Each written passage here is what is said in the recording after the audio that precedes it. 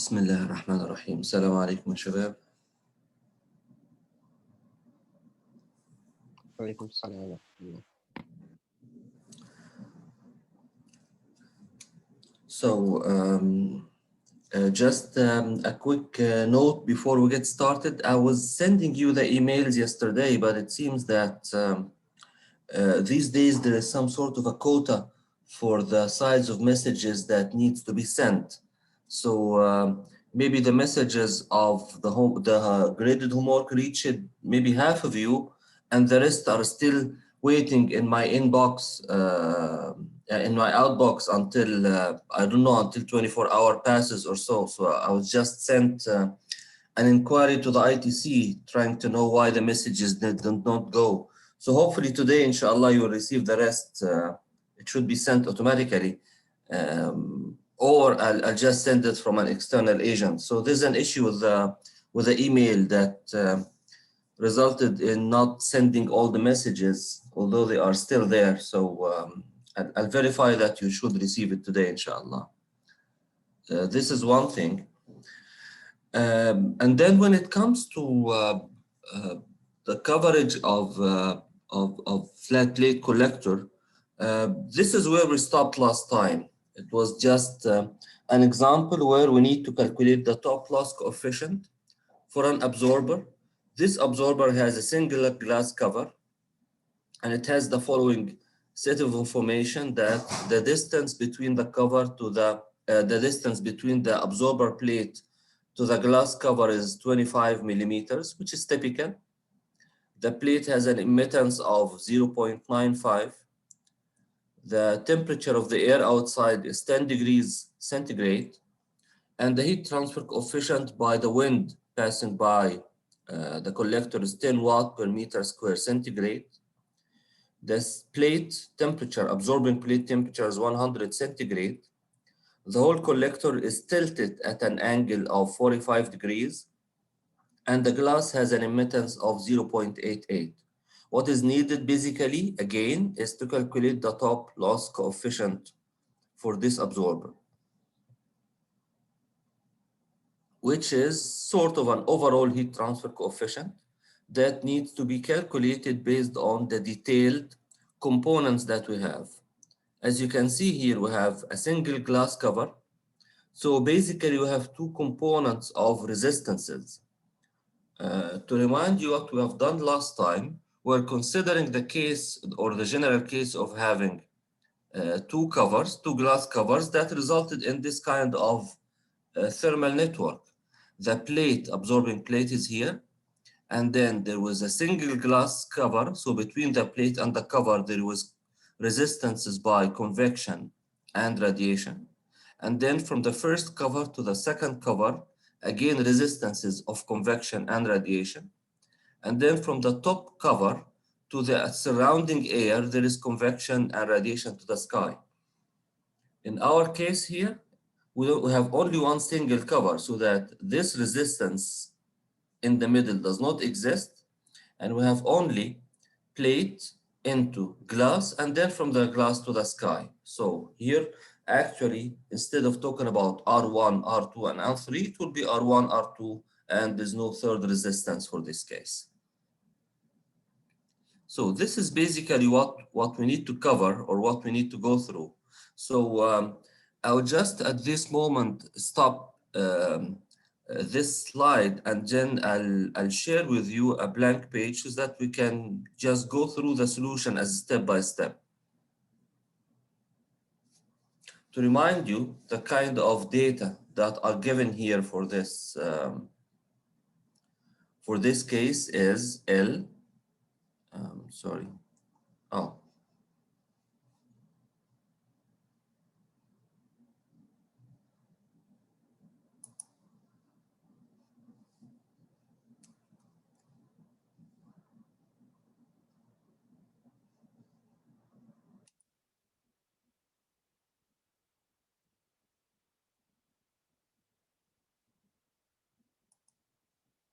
Just share again.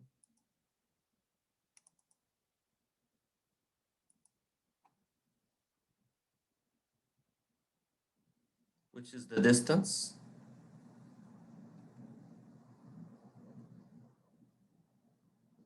2.5 millimeters. Emittance of the plate is 0.95, whereas emittance of the cover or the glass is 0.88. The plate temperature is 100 degrees Celsius. The angle or the tilt angle is 0.5 degrees, 45 degrees. Sorry, it's not Celsius, just degrees. It's not a temperature, it's an inclination angle. And air temperature as well as the sky temperature is 10 degrees Celsius. The heat transfer coefficient or the wind coefficient is 10 watt per meter square Kelvin or centigrade. So in order to start, definitely what is needed here is the top loss coefficient. To get started here, we cannot proceed unless we have an estimate of the cover temperature. So we're going to assume a value and then we're going to verify it. So the value that we are going to assume, I'll follow what has been given in the book so that you can have a consistent kind of solution. So we're going to assume the cover is at 35 degrees Celsius. Then based on that, we can start the solution as step by step. We are going to calculate the components that are making the overall or the top loss coefficient. The top loss coefficient, basically, it has a combination of H convection from the plate to the cover plus H radiation from the plate to the cover plus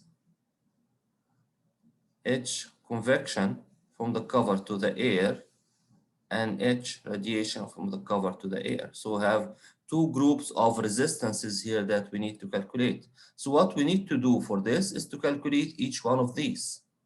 For the convection, we are going to get back to estimation of the heat transfer coefficient through the Nusselt number.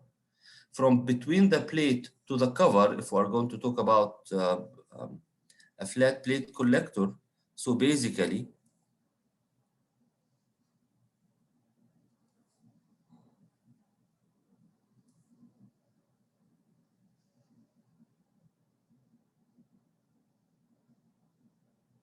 oh, it's a single cover,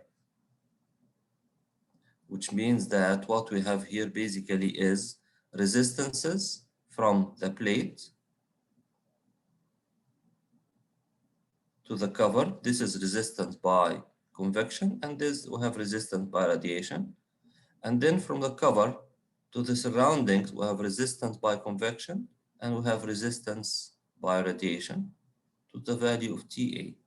So this is TC. So this is basically what we're looking at.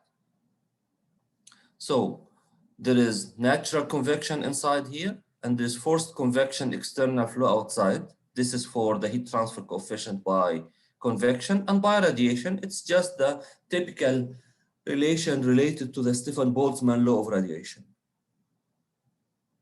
So let me start by H radiation from the plate to the cover, which is basically given as sigma Stefan-Boltzmann law constant T plate square plus TC square into T plate plus T cover.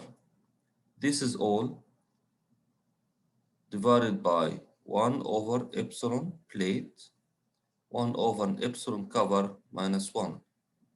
Now these values are already there. We know these values. The sigma is 5.67 into 10 to the power of minus 8. We have seen that in heat transfer earlier, this value. And then again, an important reminder, whenever we are dealing with radiation heat transfer, then temperatures have to be given in absolute values in Kelvin. So here the plate temperature is 100. So this is going to be 373 Kelvin. And then we assumed a value of 35 degrees centigrade for the plate temperature. That makes it 308 square. This is multiplied by, we are going to get into this in details later. Now we know what are the components that we need to calculate. 373 into 308. This is all divided by 1 divided by 1.95, 1.088 minus 1. So that this value can be calculated at the end as 7.6 watt per meter square Kelvin. This is as far as the radiation resistance from the plate to the cover is concerned. If we are going to calculate the convection resistance, then we need some properties, because if we are talking about natural convection,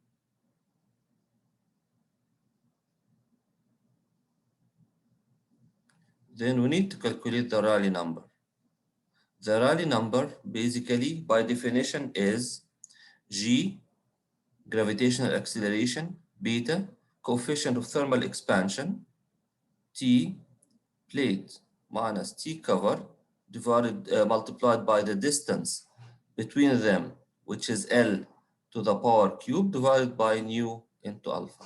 So now we need some properties. We need the value of beta, we need the value of nu, and we need the value of alpha for the air inside. These are functions of temperature. Which temperature to consider? It's the mean temperature. So we're going to calculate a mean temperature, which is T plate plus T cover divided by 2. T plate is assumed to be 100 degrees centigrade. T cover is 35, so 135 divided by 2. So we're going to calculate it at this mean temperature. So which was going to be 340.5 Kelvin, or you can get it in centigrade. When it comes to radiation, to convection, I'm sorry, it does not make a difference whether you are dealing with or based on Kelvin or centigrade, because basically it's temperature difference.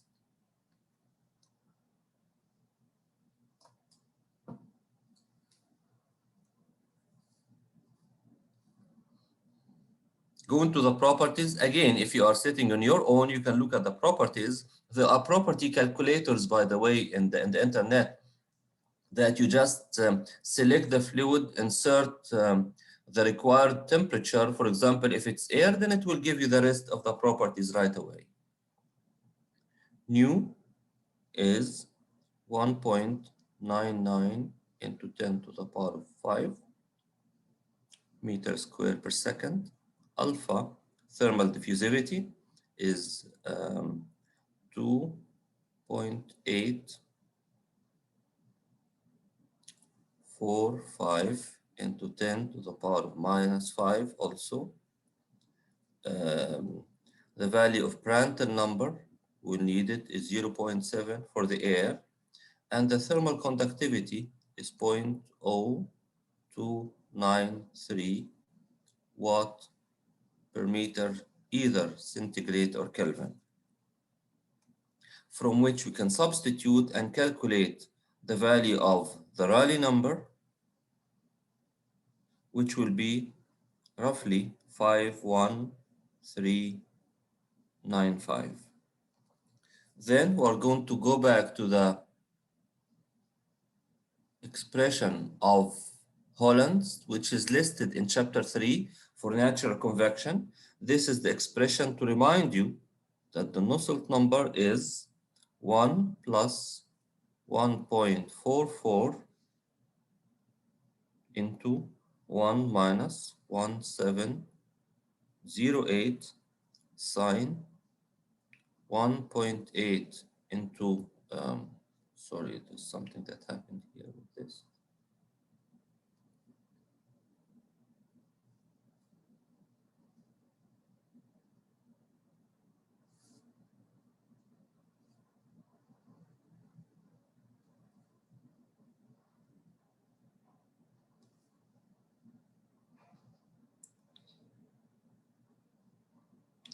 Sine 1.8 into the angle. Here, the angle, I mean, we usually used to call the angle beta, but here, because of convection, we are using the Rayleigh number that has the coefficient of thermal expansion, which is called beta also, and I just missed saying that beta is equal to 1 over the absolute temperature, which is T mean. So that normally the value for gases is in the order of 0.003 or so. For us, it will be 0.0029, something like that. So the angle here, let's call it, for example,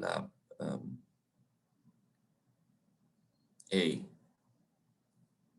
So 1.8 into A, this is all to the power 1.6. This is divided by Rayleigh number into cosine A. The issue here that sometimes whenever you are dealing with different modes, you can find that there is some sort of contradiction in utilization of the symbols. Like what we are seeing here, the value of beta. We used to find beta as the coefficient of thermal expansion whenever we are dealing with natural convection. But when it comes to solar energy, you'll find beta is used to be like the inclination angle. So you need to make sure that you are using a different symbol so that we can avoid confusion. This is all multiplied by, Doctor, yes. can I use the figure 311.1? Yes, you can use the figure for obtaining the value of the heat transfer coefficient. Yes. I mean, if you remember when we talked about evaluation of the heat transfer coefficient, we said you can get it through the factors F1, F2, or you can get it like analytically. It's just a matter of preference. I myself prefer to use equations because they have more accurate calculation, but definitely you can use the figure, yes. I know it looks a little bit lengthy to go through these all calculations, and the figures are basically producing some sort of easier way to calculate the values. Here we have this to the power of 1 over 3 minus 1. Yeah, definitely this is not a very much appealing way to go through the calculations, but it's just a way that you can get a value that will not vary from one to the other. Nusselt number is by definition H into L. L is the distance between the plates divided by the thermal conductivity, and this is going to lead to a value of the heat transfer coefficient by convection from the plate to the cover, which is equal 3.7 watt per meter square Kelvin.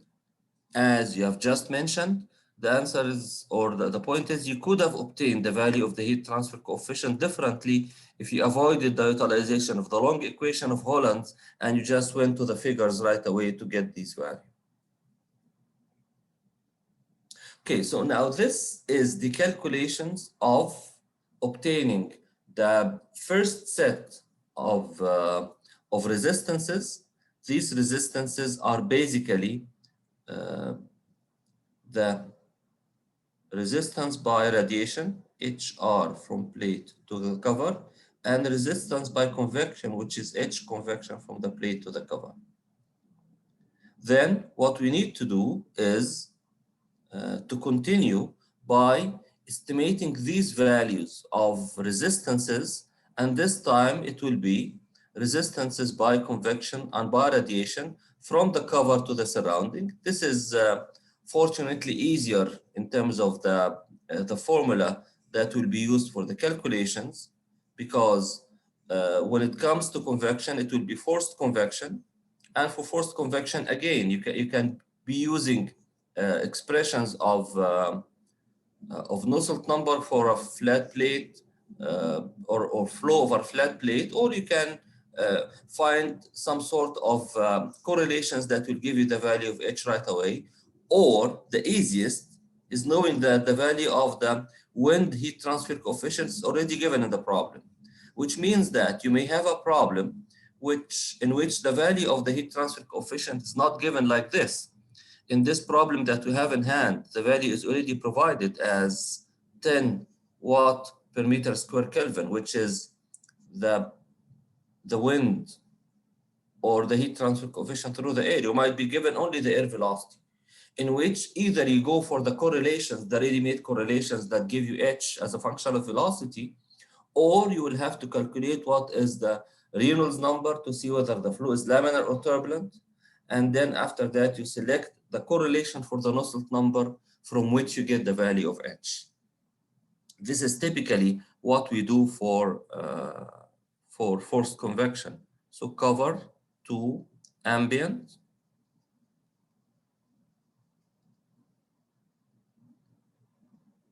We know that Q by radiation can be estimated as sigma into epsilon into the shape factor from the cover to the ambient.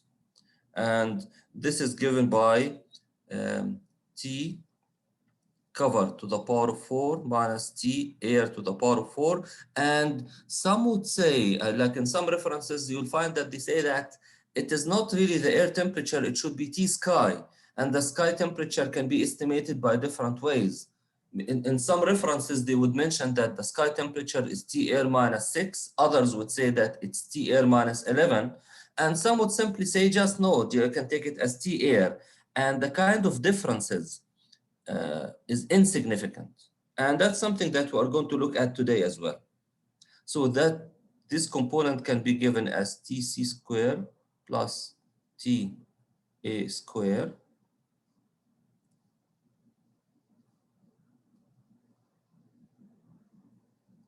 into Tc plus Ta into Tc minus Ta. So if we need to calculate the resistance here, then it's, or we don't need the resistance, actually, we need to get it in terms of HR into Tc minus Ta. So the HR is going to be sigma into epsilon into the shape factor into Tc square plus Ta square into Tc plus Ta. When you do that, you'll find the value of HR is 5.16 watt per meter, either centigrade or Kelvin. Having calculated these values, we can get to the basic equation for the top loss coefficient, which is 1 divided by radiation and convection resistances from the plate to the cover, and then radiation and convection resistances from the cover to the surrounding.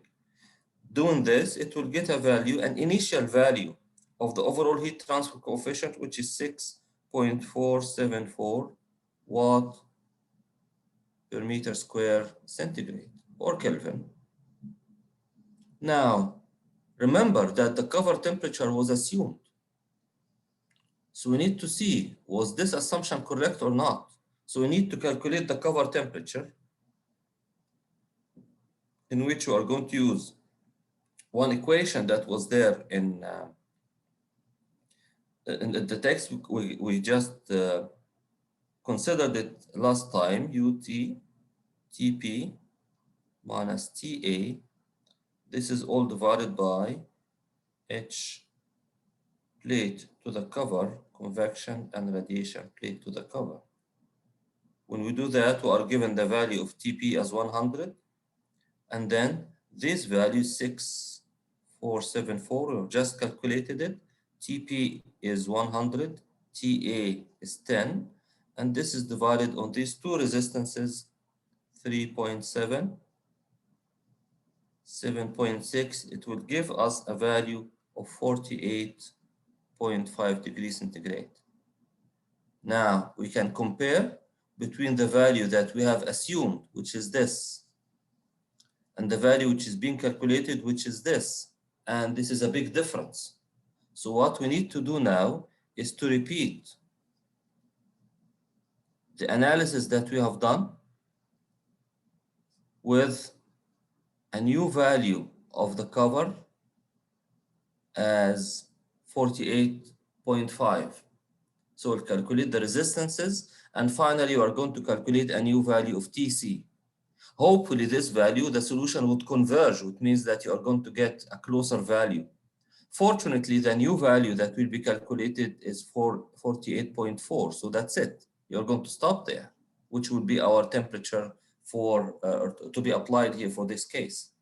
So that is the procedure that needs to be done manually for calculating the top loss coefficient. And the issue here is that it's an iterative solution. So just you assume a value, and then you solve, you compare your solution, and then you go for another iteration and another iteration, and so on until the conversion is reached. Fortunately, the conversion has been reached in a couple of steps here. Yes, the calculations are not complicated, but the process itself appears to be tedious. And this is why you will find that some effort has been done to overcome this by one of two ways. And this one of the ways would be, I would just, I will need to operate. Yes, go ahead. Can you repeat how did you calculate HRCA? From the cover to the surrounding, basically what I did, I have written the Newton law of cooling. Sorry, the Stefan Boltzmann law of radiation. You know, by radiation, the value of F Victor, FCA. You are talking about what's the value? FCA, you mean this? Yes. Oh, this is basically you have a flat plate which is surrounding to the whole, which is radiating to the whole surrounding. So the value J factor is equal to 1. Because all the energy leaving this is going to reach to the ambient and the sky. So the shape factor is equal to 1 simply here.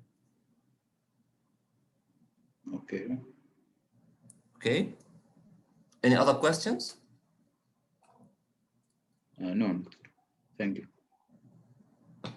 You are welcome. If not, if you are doing this differently, then the radiation shift factor should rely on the radiation shift factor relations. Remember in chapter 3, we talked about that there are figures and there are correlations that give us the radiation shift factor once, and after that, you can apply either the reciprocity or the summation rules, which are the shape factor properties to get the other shape factors between one surface to the other.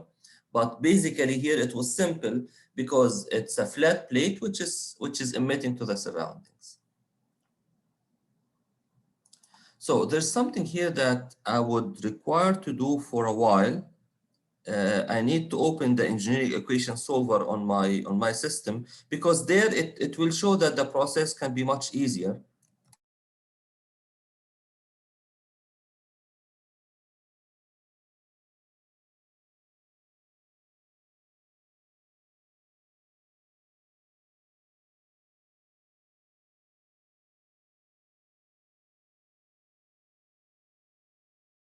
Now I would share the presentation again. So this is basically, again, the problem that we have in hand. And what we need to do is to calculate the top loss coefficient. And one of the issues here is that, or one of the problems is that there is an unknown temperature, which is the plate temperature. You know, to obtain the resistances, basically, the definition of resistance of heat transfer is, it's the heat transfer coefficient. If we are talking about resistance to convection, for example, then for convection resistance, what we may need to do is to get the delta T over R to relate the heat transfer rate Q to the resistances to the temperatures, which means that if you know the heat transfer rate, and you know the resistances, then temperatures will be needed. If you know the heat transfer rate, you need the temperatures for the resistors. This kind of relation would require that we have temperatures there. And this is why in the hand calculation in a while, we were basically assuming a plate temperature. And based on the plate temperature, we calculated properties, and then we estimated values of the resistances, and then we started to recalculate the plate temperature in an iterative process. The EES is making our life easier in that regard because it is built in to solve iteratively, which means that all what you need to do within this platform is to make sure that your number of equations is equal to the number of unknowns, and this is it. And I would share the file with you here, which is the example. And are you able to see that screen of the ES here in front of you?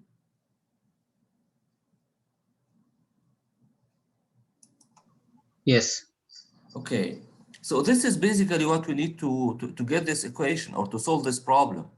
The kind of input data are given here on the top. L is 0.025, epsilon P is 0.95, H wind coefficient is 10, pressure is atmospheric 101, T air is 10 degrees centigrade, T plate is 100 centigrade, the angle is 45, epsilon of the cover is 0.88, and sigma, which is Stefan Boltzmann constant, is 5.67 e to the power of minus 8, and the gravitational acceleration g is equal to 9.8.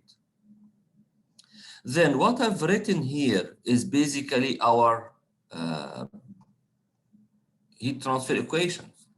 Q, the heat transfer rate, and the key for solving this problem is knowing that this analysis that we are doing is based on one-dimensional heat transfer, meaning that temperature of the plate, the whole plate is assumed at a uniform temperature.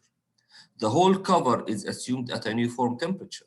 So heat transfer is only going from the plate to the cover to the atmosphere. And because it's one-dimensional heat transfer, then Q is the same.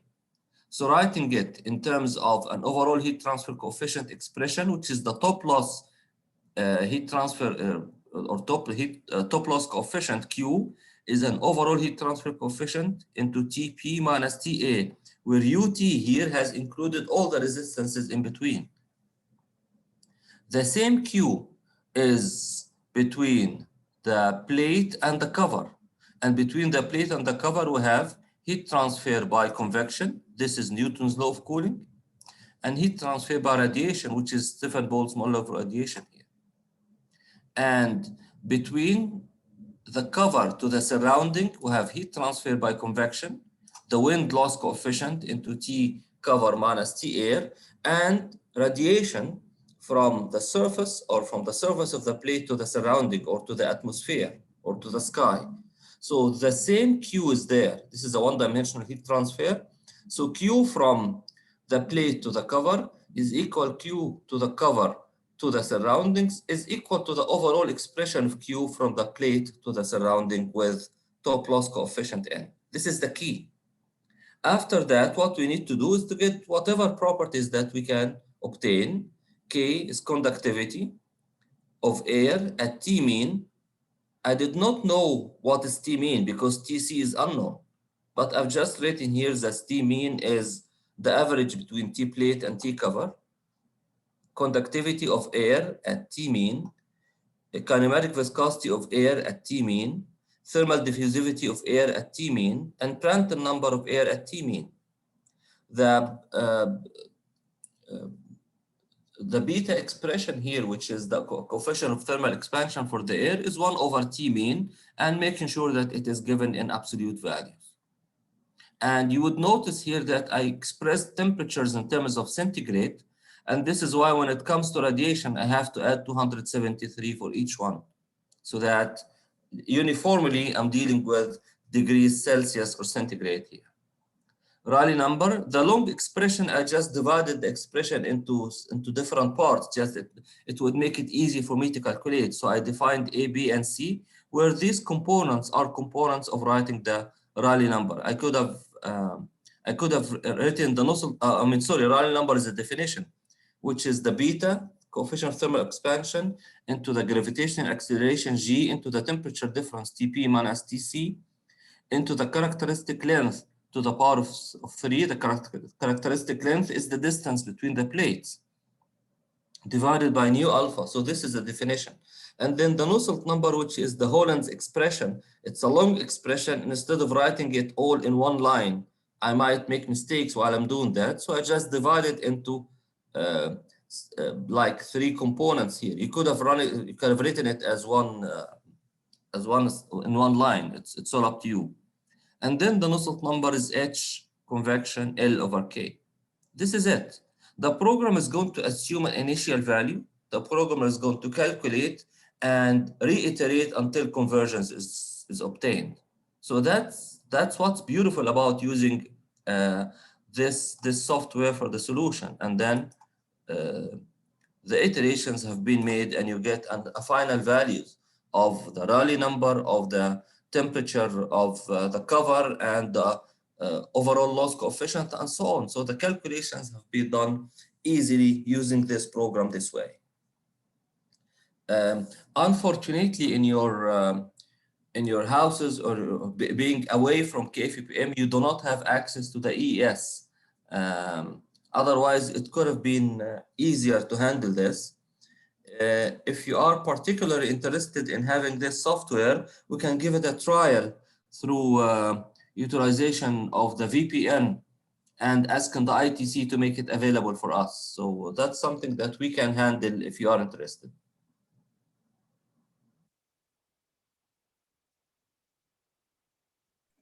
Doctor, regarding the properties like alpha Prandtl number, and should we expect that it will be given in a question?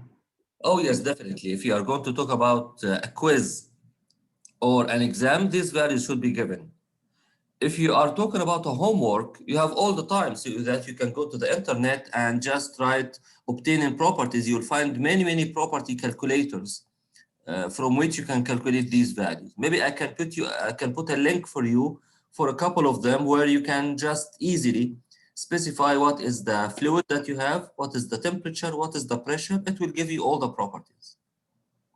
So there are softwares that are available on the net. Actually, not softwares, they are property calculators on the net where you can get these whole properties right away. You don't have to go to the thermodynamic tables. You don't have to iterate. You can just get the values right away. So the answer, I would repeat it again. If you are talking about quizzes or exams, I should provide you with these values of the properties. Otherwise, if you are sitting in your at house in your having all the time, then you can use the property calculators. So that was it for the utilization of ES for the solution of an example like that, and it shows just actually that shows how the progress with years in terms of calculations. People in the 60s, 70s, and 80s have to do all calculations by hand. And this is why they were just escaping into graphs, because the graphs are providing much easier solutions and much quicker solutions to problems. The only disadvantage is the issue of the accuracy. Now, the softwares or utilization or spirit of the computer, especially the personal computers, made our life much easier. Before the personal computers, people used to use what's called the mainframes. We used to have a mainframe in the university here before spreading of the personal computers, where there were terminals in every building, but the main processing unit was in building 14. We just used terminals, and there used to be some sort of a special way of logging in and writing in, and there was limited number of softwares, not all the softwares that we have in hand. But we could, for example, we could have used Fortran, for example, or Pascal as computer languages, and the program was much longer than that because the properties were not built in. So we have to search for correlations for the properties ourselves as polynomials and put it there to calculate the values. So things are getting much easier, and that enabled the researchers to go for more complicated problems because they have better computational techniques or capabilities. Going back to the presentation.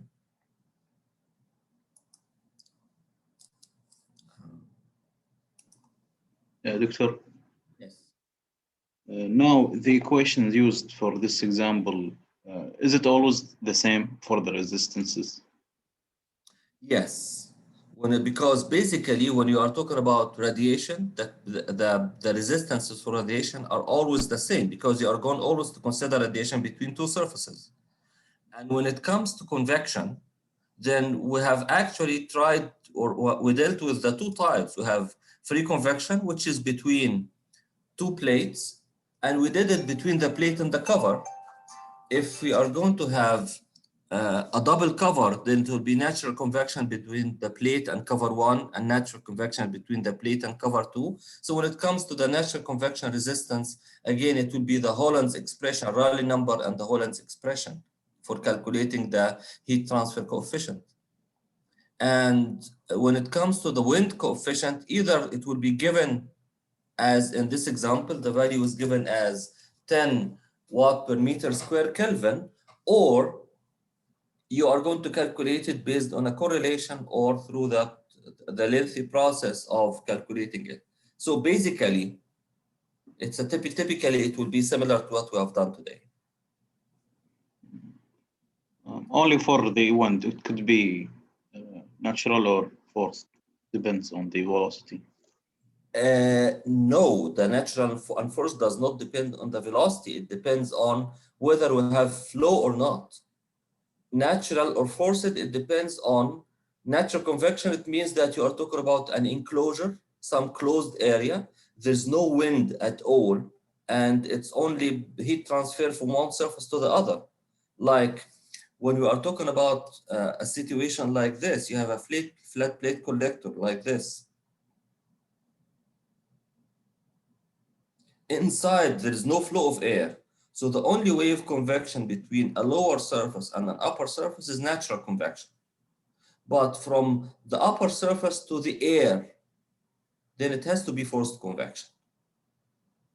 Sometimes, Doctor, the air, not windy. Sometimes the weather is not windy.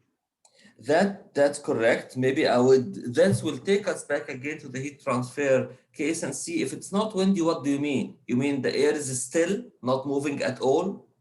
Yes, it happens. That there is wind, but the wind velocity is small. I mean, like still. Yeah, if it's still, then it becomes natural convection. But I mean, you can seldom find a case where there's still air for an extended period of time. Normally, there is some sort of a wind. The wind speed could be slow that you don't feel it. If you go back to the heat transfer in the course, in the chapter where we're talking about natural convection, you will find that you are using an expression like Grashof divided by Reynolds square. And if this value is less than 1, then natural convection is dominated. Then you are going to rely on the problem as a natural convection problem. If the value is less than 1, then it's a forced convection case, and this is dominating. If the value is in the order of 1, then you have to account for both natural and forced convection. So here, this is actually the long answer to your question. The short answer to the question is, as long as we are having a case where definitely the air is not moving, it's still air, like in between the layers of a solar collector, then it's natural convection. And whenever it comes to the surroundings, then it's forced convection. But in case that you are in a real situation and you are in an area in a day where there's no convection at all, if there's no speed at all of the air is stagnant, then you need to, or air velocity is quite small, then you need to look at this criteria just to see whether it be the natural convection or forced convection or both that you need to consider. Clear. Question? No, clear. Okay. And how to do it? There are examples in the heat transfer book. If you go back to the 315, or for chemical engineers, I would also assume that you have considered this, and go back to your CHE 300 and you'll find this, this piece of information in the chapter dealing with free convection, and there would be at least an example dealing with the case where what if both are there, then how to calculate the heat transfer coefficient.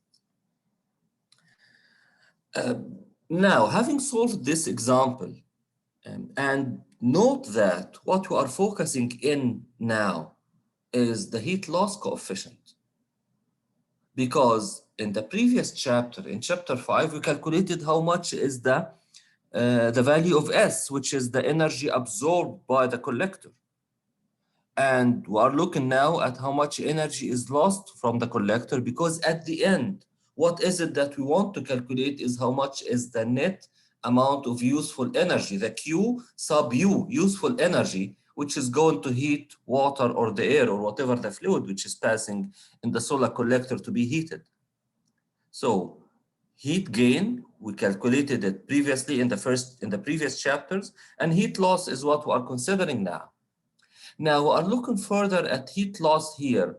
What you have here is results of further extensive work on the previous example in case of having a single glass cover or a double glass cover, in the case of having a non-selective surface for the plate or a selective surface for the plate. And the differences are given here in this slide.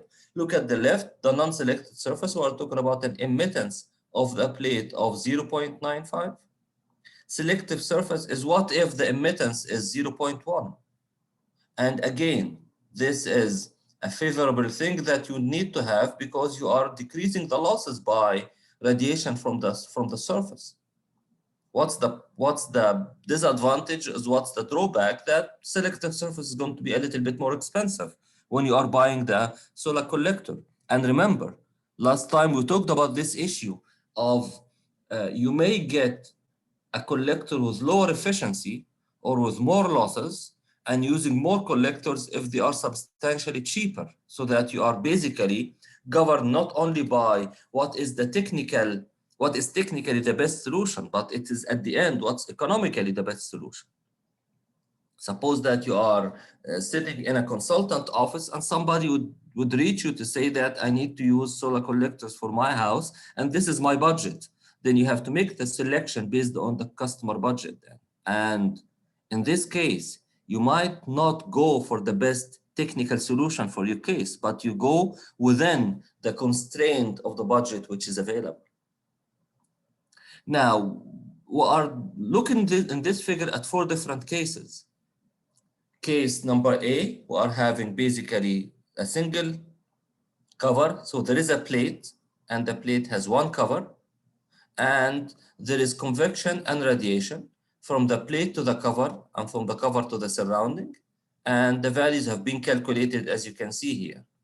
182 is the heat transfer rate by radiation. It's natural radiation from the plate to the cover, and then forced radiation between, forced convection, sorry, natural convection here from the plate to the cover, and forced convection from the cover to the surrounding air. Radiation in or through a non-selective plate, using a non-selective plate, radiation from the plate to the cover and then from the cover to the surrounding. Look at this, you'll find that Q radiation is dominating here. 414, this is only 182. So radiation is much higher than convection. And recall that the temperatures are not extremely high. We're talking about the temperature of the plate in the order of 100 degrees centigrade, temperature of the cover in the order of about 48 or 49 degrees centigrade. Temperature difference is only 50, it's not large. Why I'm saying that, because I'm reminding you of what what we have talked about in heat transfer earlier, that you consider radiation only in the case of combustion or using furnaces where the temperature is too high or temperature difference is too high. This is actually dependent on the mode of radiation, of convection that you have. Here you have natural convection, and natural convection is characterized by a low heat transfer coefficient. That's why radiation becomes significant here. What if we reduce the radiation? We reduced it here by using a selective surface with epsilon is equal to 0.1. So instead of talking about 414 watts, the value is 60. And now the radiation becomes almost 1/4 of the convection heat transfer, although it is natural convection and the heat transfer coefficient is small. But radiation here is small due to the utilization of a selective surface. Doctor? The question is, maybe I can ask this question before you ask me. Why the convection has changed? Why you have changed from 182 to 262?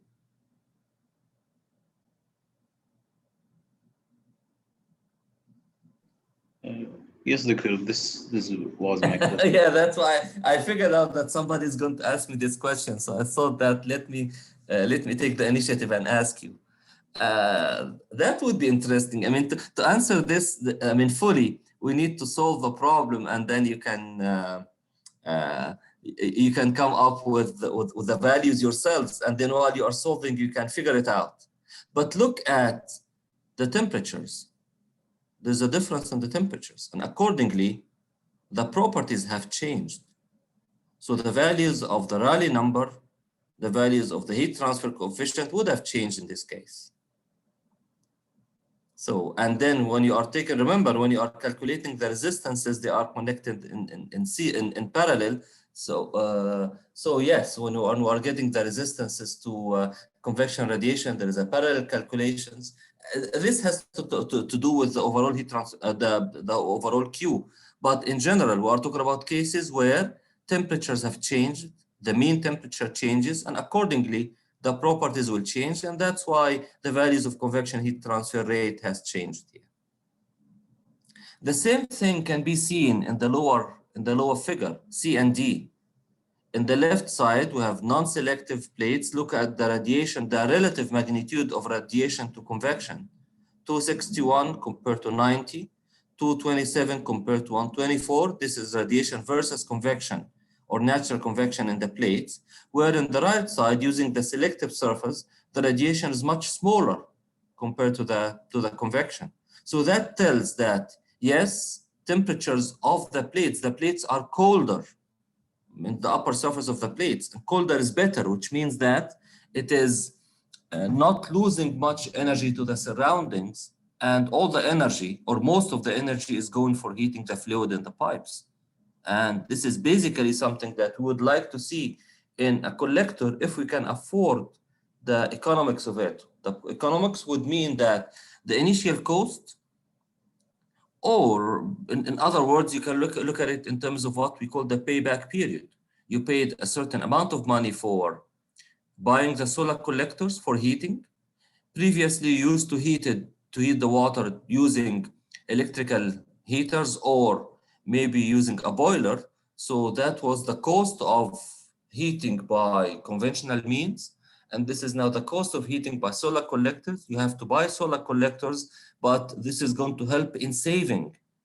And this saving, you are going to divide the values of the total cost that you have paid now on the savings over months or over years, just to see what will be the payback period. What is the time that will reach at which you have already made up for the initial values that you have paid for the capital cost for the collectors, and you have already reached the balance in terms of saving over the months. After that, then it's always savings that you'll get. Maybe I would remind you of the problem of calculating the payback period that you had in heat transfer. I think when you studied insulation there was a common problem that we used to use for insulating pipes in the basement of a hotel, and just seeing what will be the payback period and given the options of different thicknesses and making that choice based on that. I'm not sure if you covered a similar example or not, but that was basically the issue of calculating the payback period. And I'm sure that in the project that will be assigned for this course, there will be something about the payback period as well to be calculated. This slide is talking about the issue of discussing basically what we have here and what we already discussed, looking at the relative magnitude of convection and radiation with or without a selective surface or selective plate for the properties of the emittance from the plate. Another thing here, that look at the last comment that we have.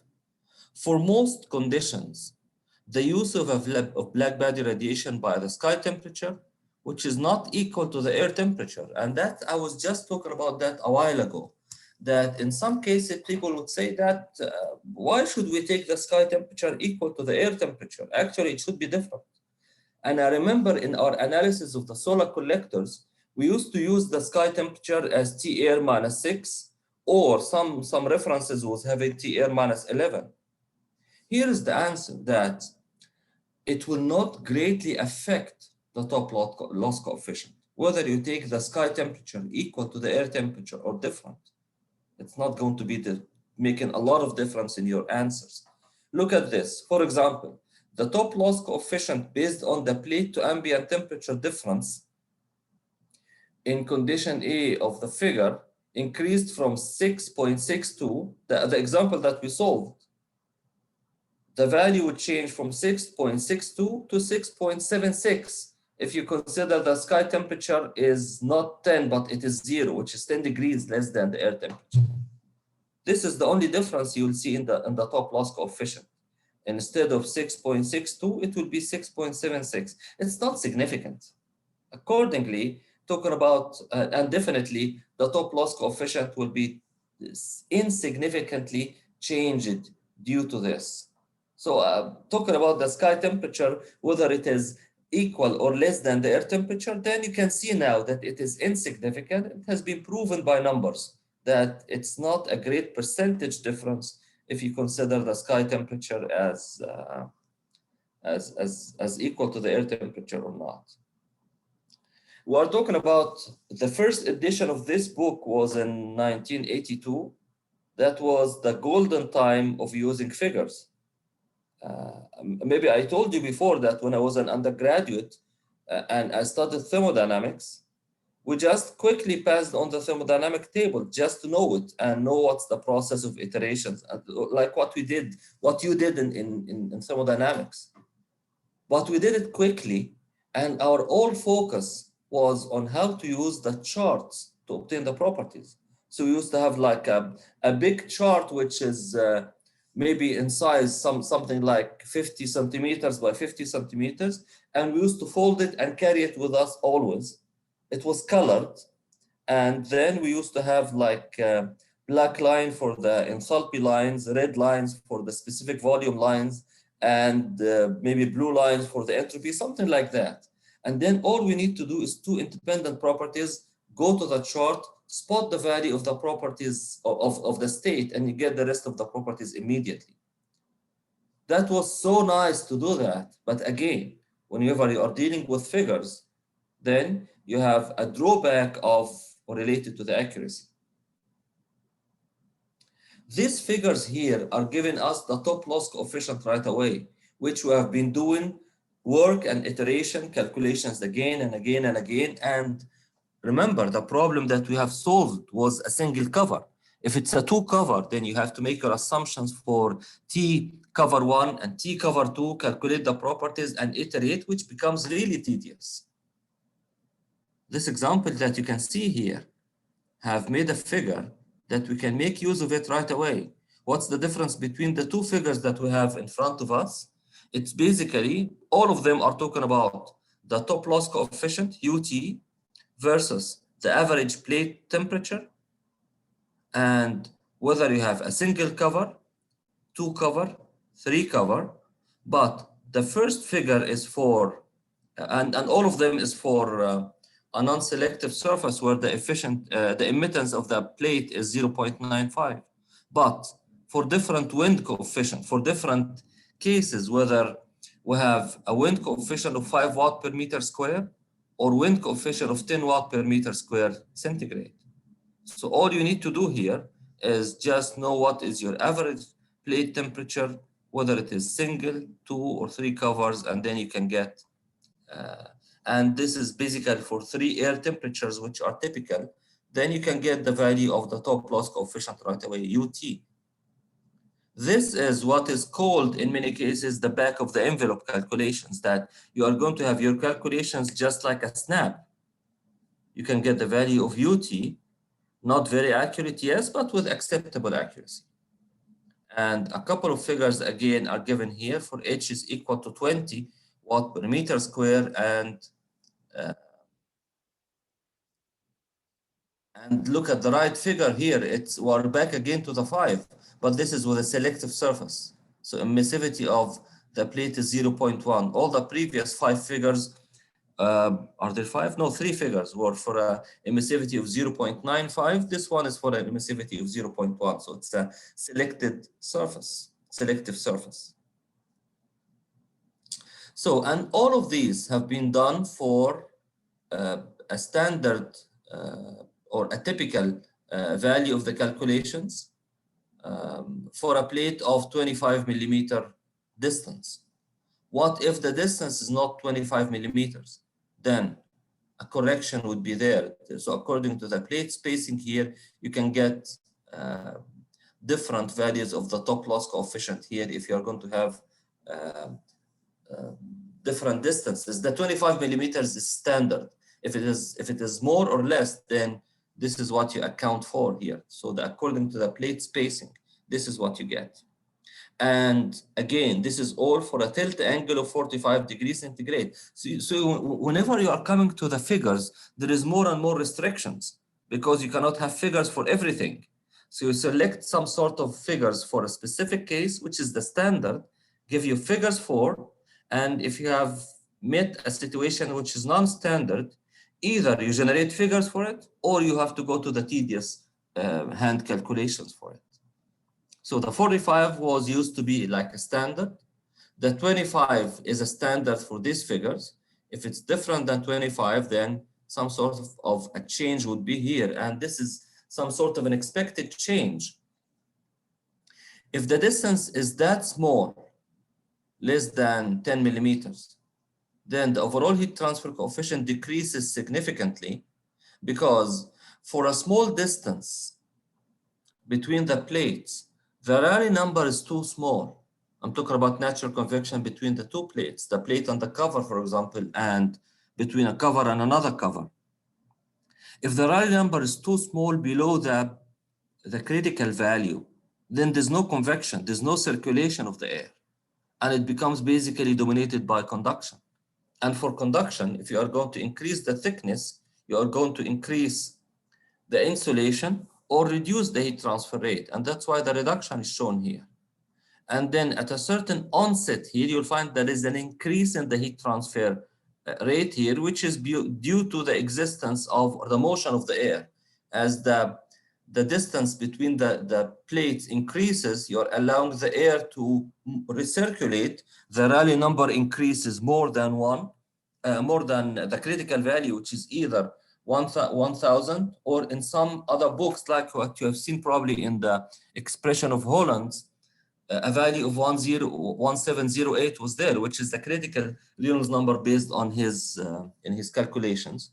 So if it's greater than the critical Rayleigh number, then we are going to have convection, and this is going to increase the heat transfer coefficient a little bit, a certain value, and then the value decreases again. So this is some sort of a typical variation of the heat transfer coefficient due to whether we have or we don't have convection. That's for plate spacing less than 10 millimeters. And if you have convection, then the calculations of Rayleigh number would change. Now, what if the angle is not 45? In this case, you are going to calculate the values for a 45 slope and then do a correction. So the correction is given here. After you calculate the top loss coefficient for an angle of 45, you are going to go for a figure like this, and whatever the angle that you have, and whatever the type of surface, whether it is a selective surface or non-selective surface, you are going to obtain what is a correction factor.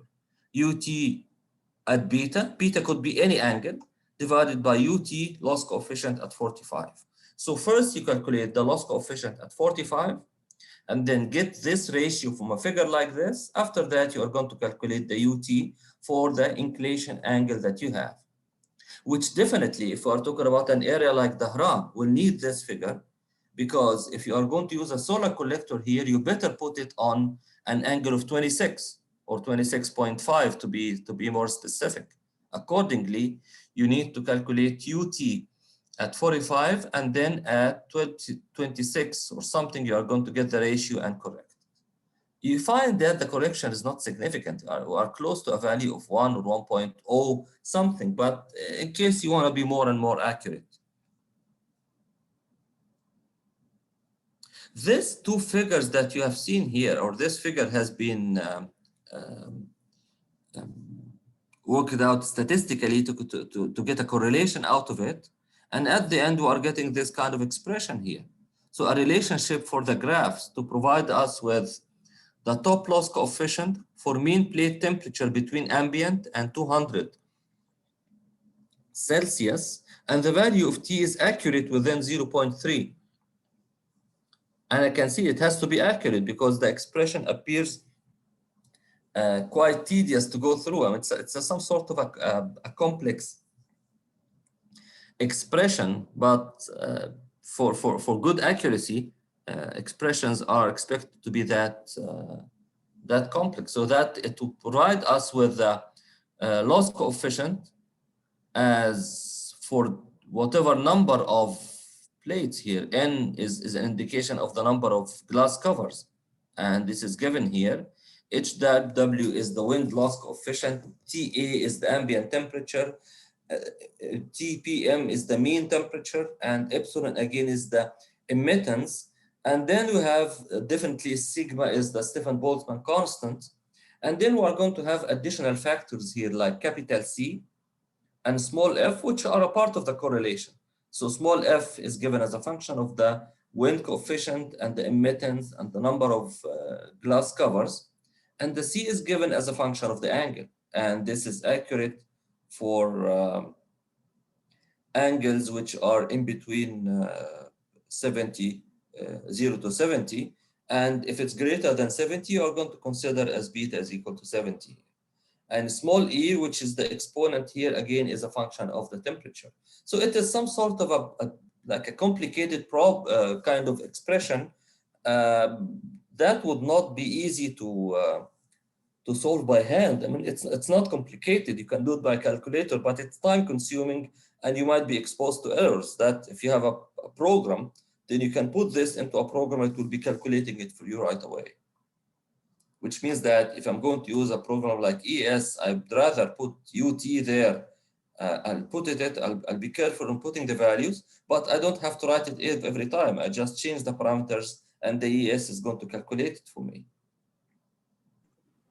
Doctor? Yes. So what is the difference between this expression and the expression that we did with it before? The one that we did before was based on the values of the resistances, and it was the formal expression or the natural expression that we get on a mathematical basis. The one that you see in front of you was based on curve fitting of the figures. So this one, when you look at it, you cannot relate it to some sort of a mathematical base. You cannot start from the resistances to convection and radiation and reach for this expression.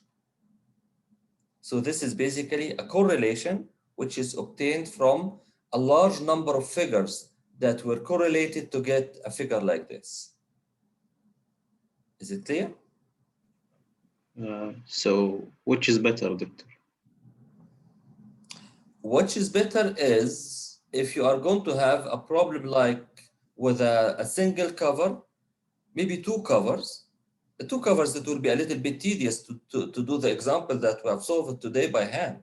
It will take a little bit more time to do that.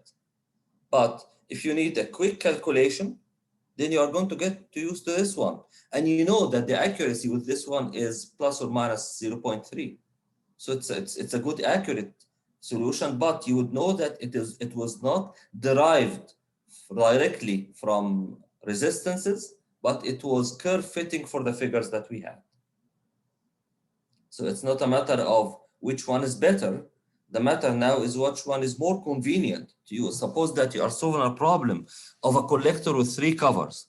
Wow, that's then in this case you have one of 2 options: either to go to the figures or to go to an equation like this.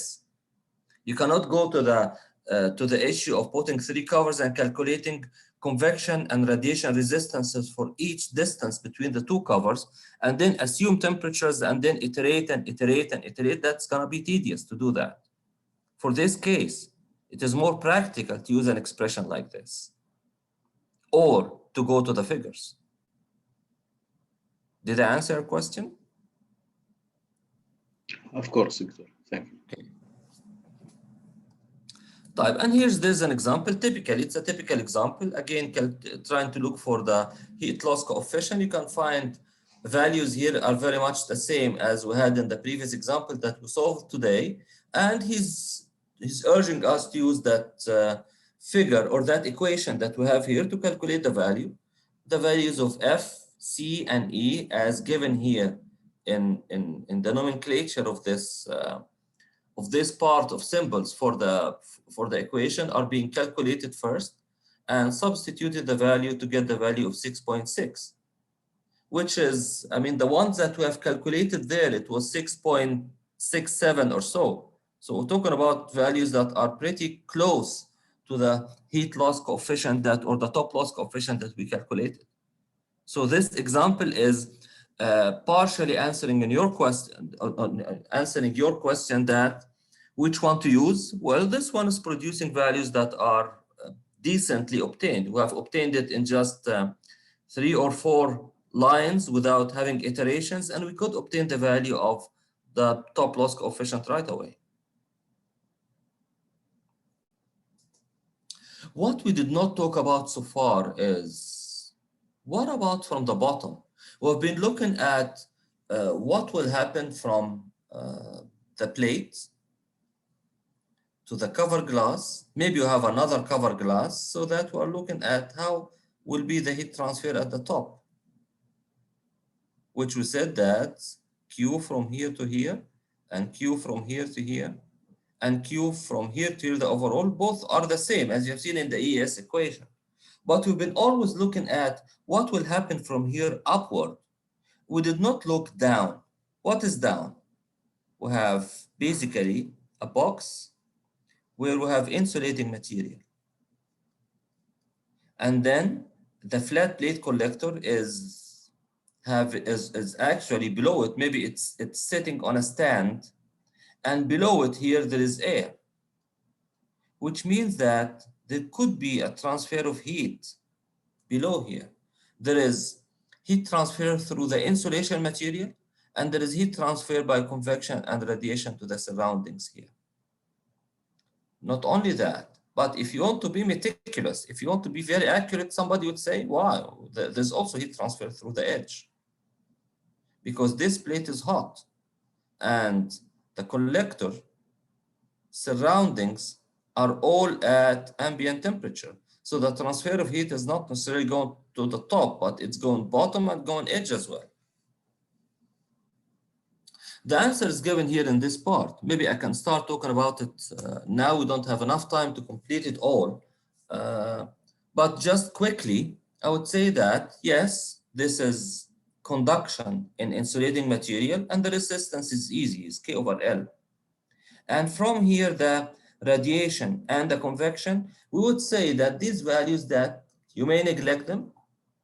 Is it safe or not? Maybe that's something that we can see in our next class and take an example to show how significant will be the losses from the bottom to the collector, or from the plate, the absorbent plate, and moving downward as they compare with the top loss coefficient. So that's something we'll be looking at in our next class, inshallah. So that concludes our our talk today. Unless you have further questions, then I'll be probably hanging out for a while to see if you have further questions.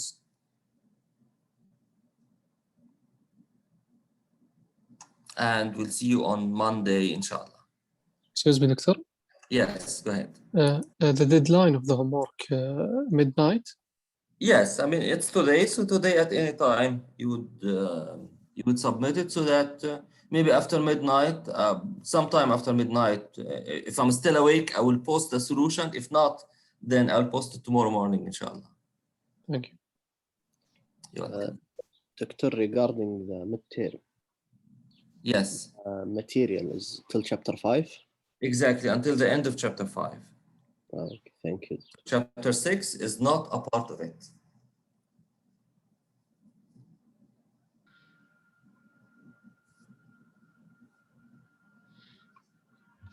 دكتور بالنسبة للترم راح تكون 3 مسائل كله calculations